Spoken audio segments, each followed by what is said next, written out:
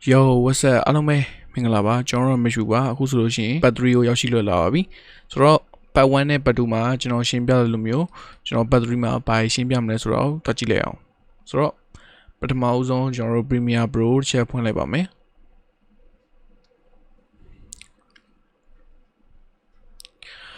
်ဖွင့်မှုရလို့ရှိရင်ကျွန်တော်မနေ့တုန်းကလုပ်ထားတဲ့ project ကိုတောင်းမယ်ပေါ့နော်အဲဆိုလို့ရှိရင်ဘယ်လိုတောင်းမလဲဆိုလို့ရှိရင်နှစ်နည်းရှိပါတယ်ပထမဆုံးကတော့ဒီမှာ part 1ဆိုတဲ့နည်းရှိရယ်ပြီးသွားလို့ရှိရင်ကျွန်တော်ဒီမှာ file ကိုတစ်ချက်သွားလိုက်ပါပြီးသွားလို့ရှိရင်ကျွန်တော်ဒီမှာ open recent ကိုသွားပြီးတော့ကျွန်တော်တို့လုပ်ခဲ့တဲ့ဒီ part 1 project ကိုတောင်းလို့ရပါတယ်ကျွန်တော်တော့အဲ့အနေပြီးတော့သွားအများပဲပေါ့နော်ဆိုတော့ကျွန်တော်အဲ့အနေပြီးတော့ရှောက်သွားကြည့်လိုက်အောင် okay အဲ့ဆိုလို့ရှိရင်ကျွန်တော်မနေ့တုန်းကဒီနေရာမှာတစ်ချက်ပြီးသွားခဲ့တယ်ပေါ့နော်ကျွန်တော်ဒီနေရာနေပြီးတော့ဆက်မသွားခင်ကျွန်တော်အပေါ်ကဒီဟာလေးကိုနည်းနည်းထပ်ပြီးတော့ရှင်းပြပေးခြင်းတယ်ပေါ့နော်ဆိုတော့ဒါကတော့အကုန်လုံးတည်တဲ့အတိုင်းကျွန်တော်တို့ရဲ့ project ထဲမှာရှိသမျှ footage တွေအသံ file တွေဓာတ်ပုံတွေအကုန်လုံးကိုတစုတစည်းရထားနေရဖြစ်ပါတယ်ဆိုတော့ဒီဘက်ကတော့ဘင်ကကြတော့ဒီဆောနာကျွန်တော်တို့ထည့်ထားတဲ့ folder ပေါ့နော် folder တွေထဲမှာတော့ဘင်လို့ခေါ်ရဲပေါ့ဒါကြတော့အပြင်မှာကြတော့ folder ပေါ့အထက်ရောက်တော့ Adobe ရဲ့ time ဆရာဘင်လို့ခေါ်ရတယ်ပေါ့ဆိုတော့ထားပါတော့ပြီးရင်ဒီဘက်မှာ effect ရှိမယ်ကျွန်တော် effect အကြောင်းလေးကိုနည်းနည်းလေးရှင်းပြပေးခြင်းတယ်ပေါ့နော်effect မှာသူကဒီမှာ preset ဆိုတာကြောင့်ကျွန်တော်တို့ရဲ့ဒီ custom preset တွေရှိမယ်ပြောလို့ရှိရင်ဒီထဲမှာ original ပါတဲ့ preset တွေလည်းရှိရယ်ကျွန်တော်တို့အဲ့ဒီအပေါ်ကဟာနှစ်ခုကိုတိတ်ပြီးတော့မသုံးပြဘူးเนาะသုံးပြတယ်ဆိုလို့ရှိရင်တော့ဒီ preset တွေကကိုယ့်ဘာကို create လုပ်ထားတဲ့ preset တွေကိုပဲသုံးထားရှိရယ်တခြား website တွေကနေပြီးတော့ download ဆွဲထားတဲ့ဟာတွေကိုလည်းကျွန်တော်သုံးတယ်ပေါ့နော်ဒါပေမဲ့ရှားတော့ရှားပါတယ်အများဆုံးကကျွန်တော်ဘာသုံးလဲဆိုတော့ဒီ video effect မှာပါတဲ့ဟာတွေသုံးတယ်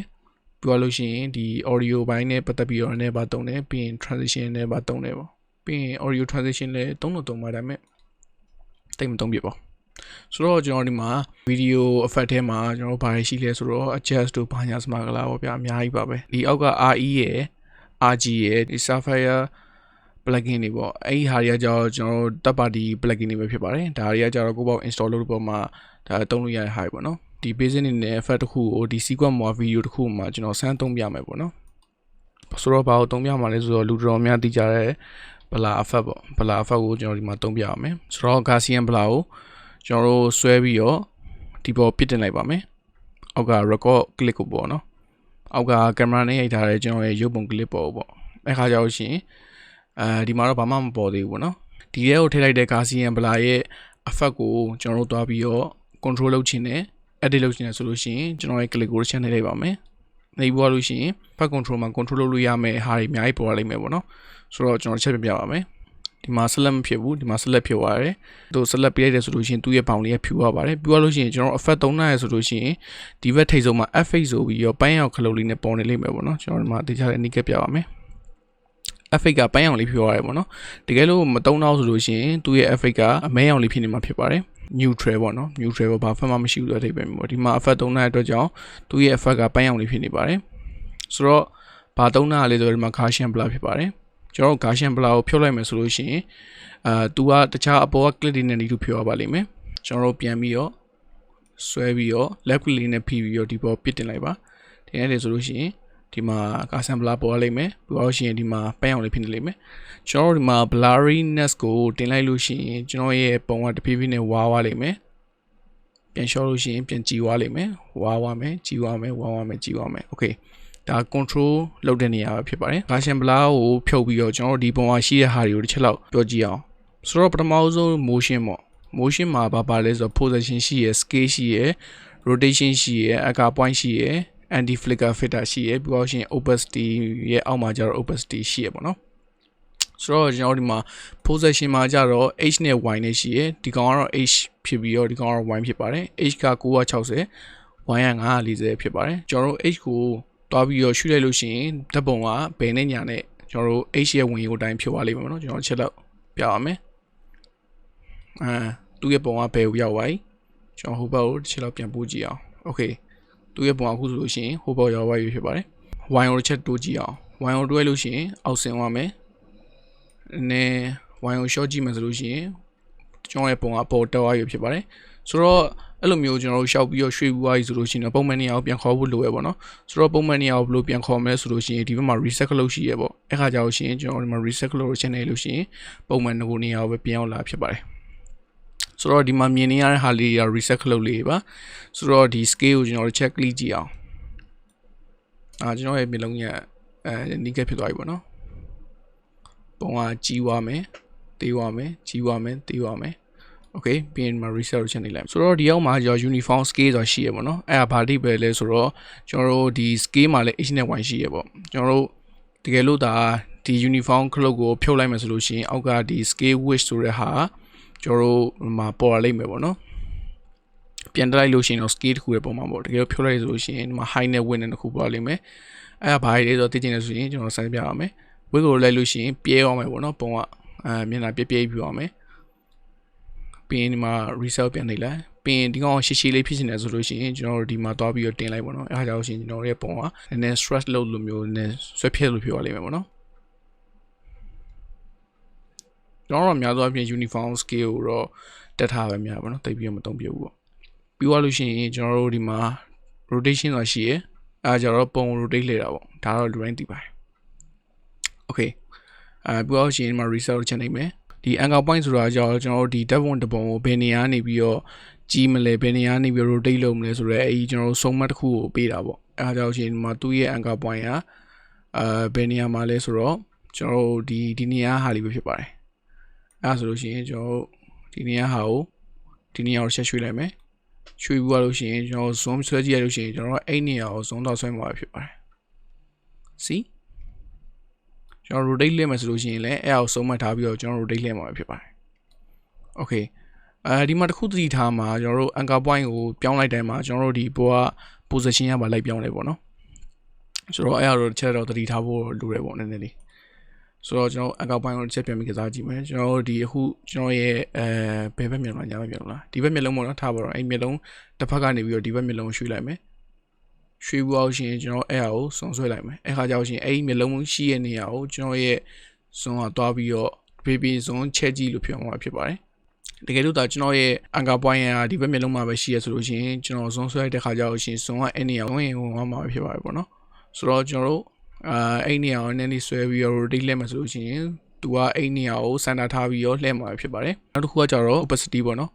တကယ်လို့ဒါ opacity ကိုနည်းနည်း show ရလို့ရှိရင်တဖြည်းဖြည်းနဲ့မှိန်ပြီးတော့ပျောက်ကွယ်အောင်မယ်ပေါ့နော်တကယ်လို့ဒါ opacity ကိုနည်းတင်လိုက်မှာဆိုရှင်တဖြည်းဖြည်းနဲ့လင်းပြီးတော့ကျွန်တော်ရဲ့ပုံကို 100% အပြည့်မြင်ရမှာဖြစ်ပါတယ် okay အဲ့ဆိုလို့ရှိရင်ကျွန်တော်တို့ effect control နဲ့ effect ကြောင်းတော့နည်းငယ်တီးမိခောက်မိအောင်မယ်လို့ထင်ပါတယ်ကျွန်တော်တို့ဒီဘက်မှာ source ဆိုတာရှိရယ် source ရဲ့အလုပ်လုပ်ပုံကိုကျွန်တော်ချက်လောက်ရှင်းပြပေးခြင်းပါတယ်ဆိုတော့ကျွန်တော်ရဲ့ဒီဗီဒီယိုရှိရပါတော့ကျွန်တော်ရဲ့ဗီဒီယိုကတကယ်လို့ကျွန်တော်ရိုက်ခဲ့တာက15မိနစ်20ဆိုလို့ရှိရင်လိုချင်တဲ့အမှန်တကယ် footage က15မိနစ်20သာမဟုတ်ဘူးဗျာအဲ့မှာကျွန်တော်တို့အမှားတွေပါမယ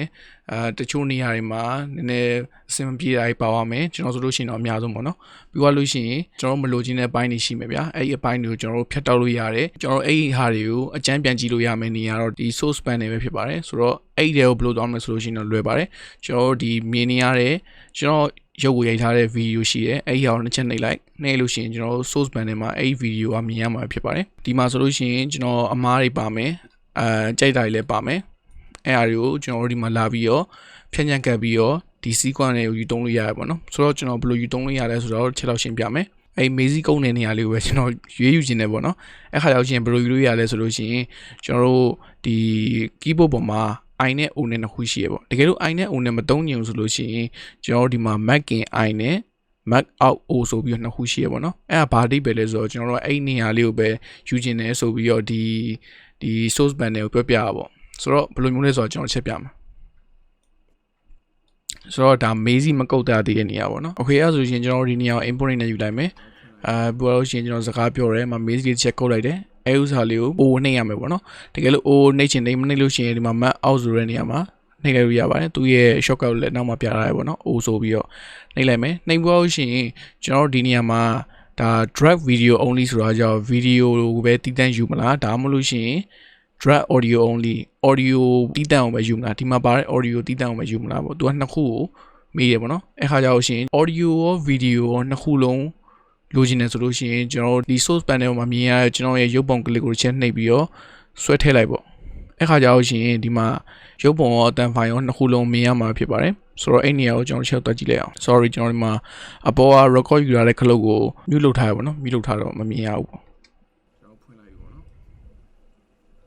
စ 73 minutes စာ video တွေကကျွန်တော်ရဲ့ music ကုတ်တဲ့ clip လေးကိုကျွန်တော်အတူလေးပဲဖျက်ပြီးတာပဲဖြစ်ပါတယ်ဆိုတော့အဲ့လိုအနေနဲ့ကျွန်တော်တို့ရဲ့ရိုက်ထားတဲ့ short တွေကနေပြီးတော့နည်းနည်းချင်းတွေကျွန်တော်ဖြတ်ပြီးတော့ယူလို့ရတယ်ပေါ့နော်ဒါကတော့ကျွန်တော်ဒီ source band တွေကနေပြီးတော့ကျွန်တော်တို့လိုချင်တဲ့ cut လေးတွေကိုဖြတ်ပြီးတော့ယူရနေပဲဖြစ်ပါတယ်နောက်တစ်ခုအနေနဲ့ကျွန်တော် shortcut တစ်ခုကိုထပ်ပြီးတော့ပြပေးချင်ပါတယ်အဲ့ဒါဘာလဲဆိုတော့ကျွန်တော်အကုန်လုံးသိတဲ့အတိုင်း play pause shortcut ပေါ့နော်အဲ့ဒါဘာလဲဆိုတော့ကျွန်တော် space bar ပဲဖြစ်ပါတယ်ကျွန်တော် space bar ကိုတစ်ချက်နေလို့ရှိရင်ကျွန်တော်ရဲ့ clip တွေက play သွားလိမ့်မယ်ဆိုတော့ဒီ Premiere Pro ပင် pause လုပ်လိုက်တယ်ဆိုလို့ရှိရင်ကျွန်တော်ရဲ့ clip တွေကရပ်သွားလိမ့်မယ်ပေါ့နော်ဒါကတော့ဒီတိုင်းသိပါတယ်ဆိုတော့အဲ့ဒါဆိုလို့ရှိရင်ကျွန်တော်ဒီအခုလုပ်နေတဲ့ project ကိုဘယ်လို save လုပ်ရမလဲဆိုတဲ့ဟာလေးကိုနည်းနည်းရှင်းပြပေးချင်ပါတယ်ဘယ်လို save လုပ်ရလဲဆိုတော့ပထမဆုံးဒီ link ကတော့ဒီ file ကိုသွားဖို့လို့ရှိရင်ကျွန်တော်တို့ save ဆိုတဲ့ဟာရှိရယ်အဲ့တော့ channel လို့ရှိရင်ရပါပြီဒါမှမဟုတ်လို့ရှိရင် control s ရှိရမှာပေါ့နော်အဲ့ဒါဆိုလို့ရှိရင်ကျွန်တော်တို့မှာ control s ကိုနှိပ်လိုက်အောင်နဲ့မှာ save project ဆိုပြီးတော့ကျွန်တော်ဒီ project ကို save လိုက်ပါတယ်ဆိုပြီးတော့အဲဒီ box လေးကိုမြင်ရမှာဖြစ်ပါတယ်ဆိုတော့နောက်တစ်ခုအနေနဲ့ကျွန်တော်တို့ရိုက်ထားတဲ့ shop တွေကိုပေါ့နော်ဘယ်လိုမျိုး color ချင်းရလဲဆိုတဲ့ကိစ္စလေးကိုကျွန်တော်နည်းနည်းရှင်းပြပေးချင်ပါတယ်ဘယ်လိုလဲဆိုတော့ကျွန်တော်တို့ပထမဦးဆုံးဒီ effect panel တွေကိုသွားဖို့လို့ရှိရင်ဒီမှာ search ကနေပြီးတော့lumetri တွေလိုက်ပါကျွန်တော်lumetri တွေလိုက်လို့ရှိရင်အောက်နားလေးမှာ lumetri color ဆိုတဲ့ဟာလေးရှိတယ်တကယ်လို့ကျွန်တော်တို့အောက်နားမသွားကြဘူးဆိုရင် lumetri color ဆိုပြီးတော့ရိုက်လိုက်ပါအခါကျတော့ရှင် lumetri color ဆိုပြီးတော့တန်းပေါ်လာလိမ့်မယ်ပေါ့နော်အဲဥစားလေးကိုဆွဲပြီးတော့ကျွန်တော်တို့ရိုက်ထားတဲ့ shot ပုံပြစ်ထည့်လိုက်ပါအခါကျတော့ရှင်ကျွန်တော်တို့ဒီမှာ lumetri color ဆိုပြီးတော့ပေါ်လာပါလိမ့်မယ်အမှလာပြီးတော့ကျွန်တော် basic correction တွေနဲ့color တွေပါချိန်လို့ရတယ်ပေါ့နော်ကျွန်တော်တို့ကအဲ့ဟာကိုဒီလိုမျိုးထည့်ပြီးတော့မချိန်မနဲ့ဒီဘက်မှာ wall speed ထဲမှာဆွဲပြီးတော့ယူသုံးနေတယ်ဆိုလို့ရှိရင်လည်းရပါတယ်ဘယ်လိုမျိုးဆွဲပြီးတော့ယူသုံးလို့ရလဲဆိုလို့ရှိရင်ကျွန်တော်တို့မှာ window close ရှိရယ်window နှိပ်လိုက်နှိပ်ပြီးတော့ရှိရင်ကျွန်တော်တို့မှာ lumetri color ဆိုရှိရယ်အဲ့အောင်နှိပ်လိုက်ပါနှိပ်လို့ရှိရင်ကျွန်တော်တို့ဒီမှာ lumetri color box ကျလာပါလိမ့်မယ်အခါကျတော့ရှိရင်ကျွန်တော်တို့ဒီမှာ basic correction မှာတွားပြီးတော့ color တွေချိန်လို့ရတယ်ပြီးသွားလို့ရှိရင်ကျွန်တော်တို့မှာ creative မှာလာပြီးတော့ look တွေထည့်လို့ရတယ်ဘောရှင် cap မှာလာပြီးတော့ cap တွေဆော်လို့ရတယ်ကျွန်တော်လုပ်ထားတဲ့ဟာတွေကိုအစအနေပြန်သွားခြင်းဆိုလို့ရှိရင်လည်းဒီမှာ reset လုပ်ရှိပါတယ်အခါကျတော့ရှင်ကျွန်တော် reset လုပ်နေလေပါအစကိုပြန်သွားပါလိမ့်မယ်โอเคအဲ့ဆိုရှင်ကျွန်တော် Premiere Pro မှာဘာတွေကိုသုံးပြီးတော့ဘယ်လို edit လုပ်လို့ရလဲဆိုတော့အနေငယ်တီးမိခေါက်မိသွားလိမ့်မယ်လို့ကျွန်တော်ထင်ပါတယ်အဲ့ဆိုလို့ရှိရင်ကျွန်တော်နဲ့အတူတူ edit ခဏလောက်လုပ်လိုက်အောင်ပြီးတော့လို့ရှိရင်ကျွန်တော်ဒီဟာကိုrendering ခောက်တဲ့အပိုင်းကိုကျွန်တော်ဆက်သွားပါမယ်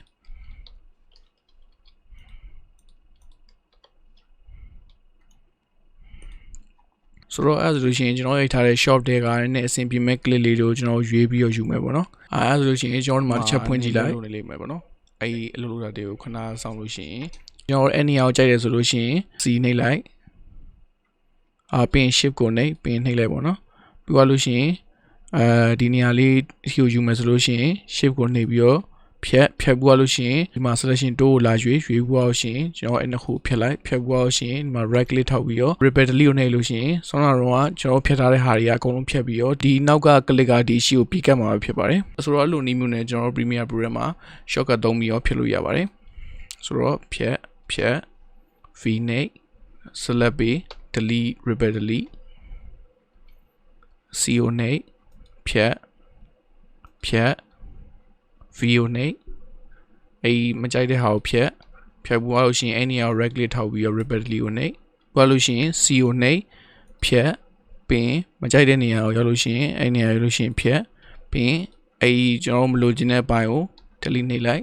နှိပ်ပြီးလို့ရှိရင်ကျွန်တော်ဒီမှာ right click ထောက်ပြီးတော့ repeatedly ကိုပြန်နှိပ်ပါနော်ကျွန်တော်အဲ့လိုမျိုး C ကိုသုံးပြီးတော့ဖြတ်မယ်ပြီးတော့ရှင် V ကိုပြန်ပြောင်းပြီးတော့ကျွန်တော်ဆိုတော့မလိုချင်တဲ့အပိုင်းလေးကို select ပေးပြီးတော့ဖြတ်လိုက်မယ်ဖြတ်ပြီးတော့ရှင် repeatedly ကိုပဲဖြတ်အောင်မယ်ပေါ့နော်အဲ့လိုမျိုးနဲ့ကျွန်တော်လုပ်ထားတဲ့ဟာကိုပြန်ပြီးကြည့်လို့ရပါတယ်โอเคရဆိုရှင်ကျွန်တော်ဒီ part 3 video တွေရလောက်ပါပဲကျွန်တော်မနေ့ပြန် perform မှာပြန်လည်ဆုံးတွေ့ပြီးတော့ကျန်တဲ့အပိုင်းတွေကိုကျွန်တော်ဆက်ပြပါမယ်ဒီလို video တွေဆက်ပြီးကြည့်နေဆိုလို့ရှိရင်ကျွန်တော် channel လေးကိုလည်း subscribe လုပ်ဝေဖို့တောင်းဆိုပါတယ် okay guys အဲဆိုရှင်ကျွန်တော်နောက်ထပ် video တွေမှာပြန်လည်ဆုံးတွေ့ပါမယ် peace